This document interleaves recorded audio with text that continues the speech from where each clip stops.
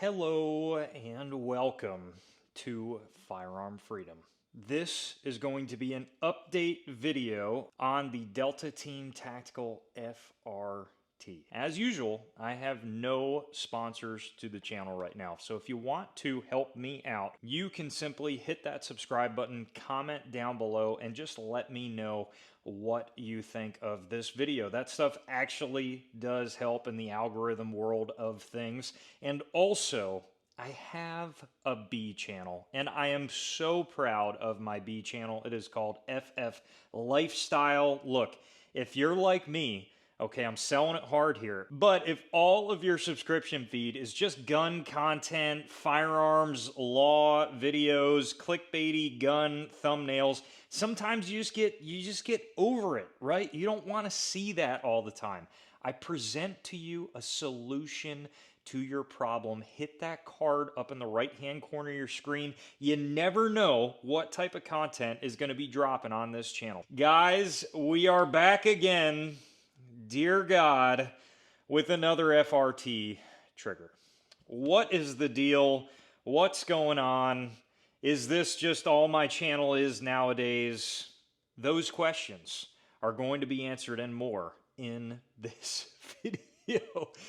All joking aside, you guys may have seen my first impressions video of the Delta Team FRT. This was not provided to me by Delta Team Tactical. I did purchase this at full retail. I discovered in that video that it was actually having major safety quality control issues because it was firing in FRT mode when it was in the semi-automatic position. I did reach out to the customer service line at Delta Team and I sent them an email. I linked my video in that email and I said, look, this is what I'm experiencing.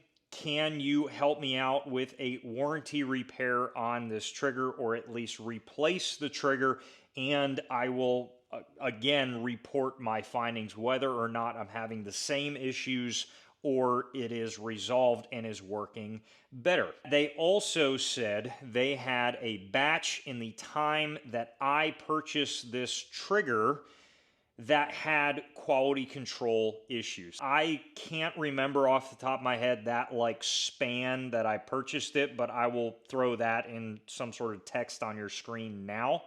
But just kind of be aware of that. I threw this trigger in. Was it working? The answer is yes. It's working exactly as it's designed to work. And the reason why I'm still a little pissed when I say that is because almost everyone in the comment section that was giving me shit in that first video was giving me shit saying that the only reason this was firing in FRT mode when it was in the semi-automatic position was because of my gun, because of how I set it up. And in all the different guns that I had this in, it was my fault. It was my problem. I messed something up. I'm the idiot. I don't know how to gas a proper AR-15. So the very first thing that I decided to do was run it in the exact same setup that it was going FRT in semi-automatic. And I also ran that with a standard carbine buffer. This is a very, very gassy gun. And I would admit 100% that it is over-gassed, especially with a standard carbine buffer and no other modifications to it with a Silencer Co. Spec War suppressor. That's old school silencer technology that is very, very over-gassed. When I put that trigger in, my test was simply this. I make no claims that these triggers, as it says in multiple places, are going to work reliably in the FRT mode in an over-gas gun with a carbine buffer. It states multiple times that you want to have a T3 or at the very least a T2, but preferably a T3 buffer, right? So we all get that.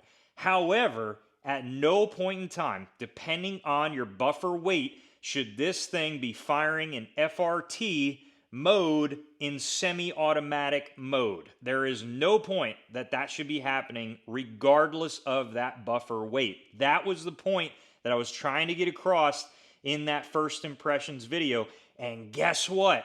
Now, in the exact same rifle, it functioned flawlessly in the semi-automatic mode. I was able to get through multiple magazines in semi-automatic like any other trigger, like this mil-spec trigger. It felt great. And that's a huge win. That's a huge positive. The main safety concern that's going on with these triggers right now is quality control. There are too many of these devices getting pushed out the door, and companies are making a lot of money by doing that. That quality control may or may not be squeaking around and may or may not be the best these days, and they've made it right now. Delta Team sent me the replacement as they would a standard customer, and now it's working exactly as intended. In the FRT mode, I was able to burp out a few rounds, but ultimately, as many others have said, because of bolt bounce and other problems with a carbine buffer, it was not the most reliable in FRT mode. That's fine. That's 100% accurate, and that's exactly what should be happening. But the one thing that did not happen with this range day of about 200 rounds through this new and improved replaced Delta Team trigger is anything resembling an unsafe setup, as in firing FRT in semi-automatic mode. As far as this rifle, as soon as I popped in the T3 buffer and heavier spring, it ran flawlessly in the FRT mode and exactly as it was designed. And man, I felt like I finally unlocked the special formula on these freaking triggers to make it work. Now that this is replaced and as designed, it ran real good. And with a T3 buffer, and I want to say that's a slightly heavier spring as well, it ran really good in this Gordon build. I also ran this on a 300 Blackout 7.5, ran flawlessly on that in semi-automatic and FRT. That would be this lower that I have here, and that's also again with a Spikes T3.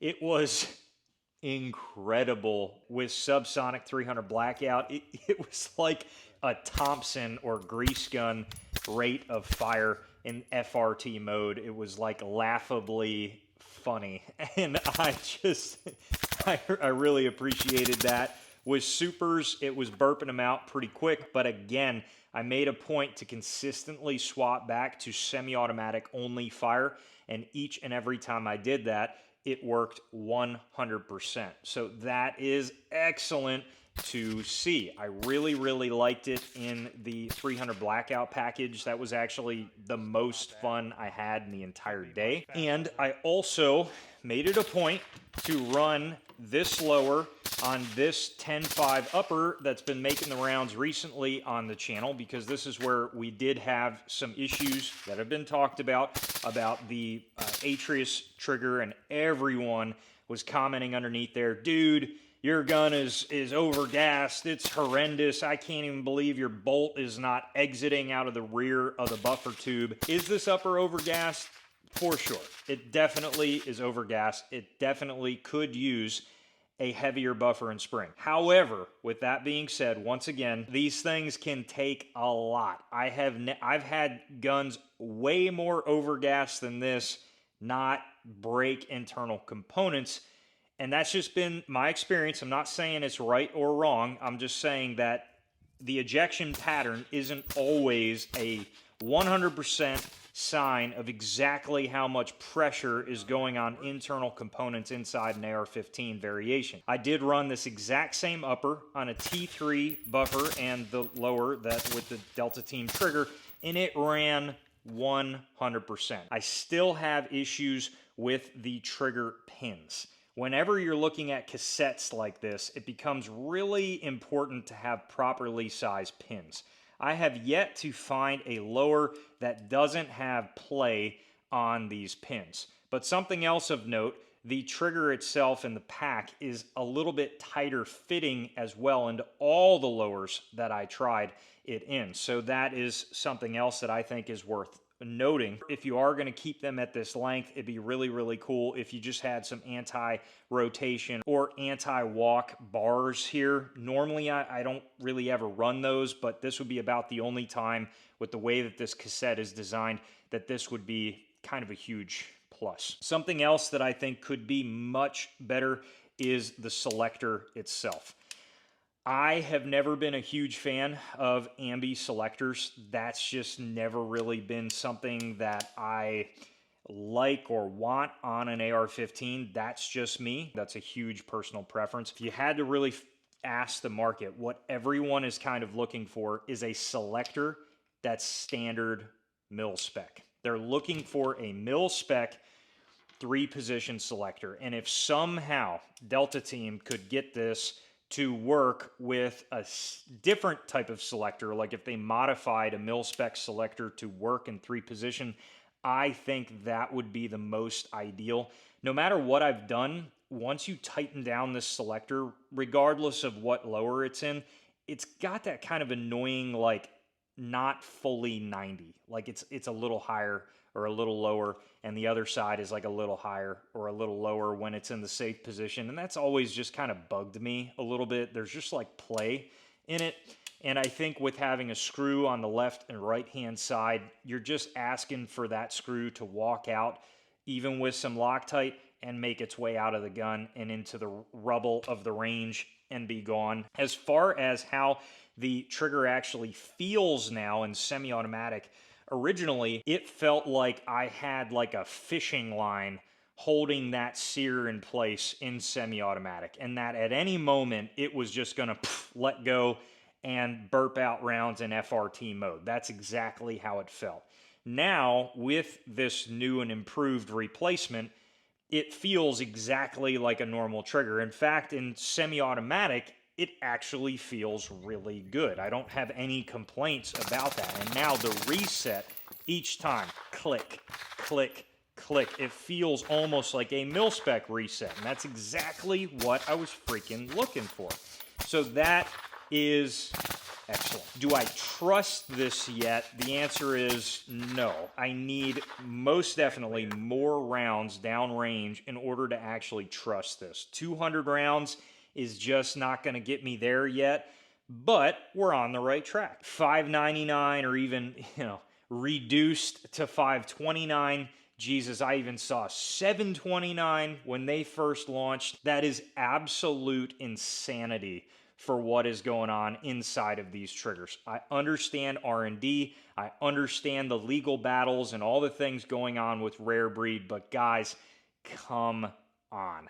You can get a Geisley, just like the cream of the crop Geisley trigger for between $200 and $300, and that is like one of the best AR-15 triggers that you're ever going to get, one of the most reliable. Nowadays, there is a massive amount of triggers on the market that are within the freaking 70 to 200 range that are incredible. Even if this thing were to come out at like 250, I would be like, all right, it's a little, it's a little salty, but that is reasonable. 500 is just, it is too much for this setup. Now, sure, when you compare things like the overall amount that most transferables are these days, sure.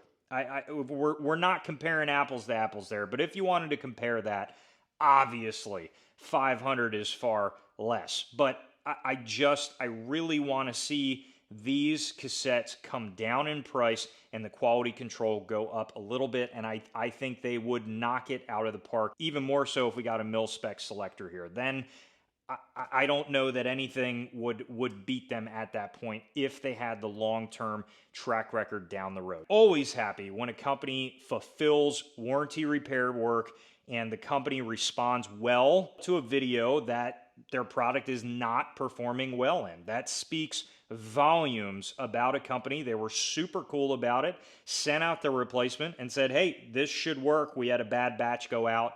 No harm, no foul in my eyes with that, and I will absolutely do my due diligence as a reviewer to bring it back out onto the big screen and showcase exactly what I'm experiencing now. So thank you guys so much for watching. Let me know what you think down in the comment section below. While you're down there, head up to the description for the different ways to support the channel. And as always, stay tuned for more great content coming soon.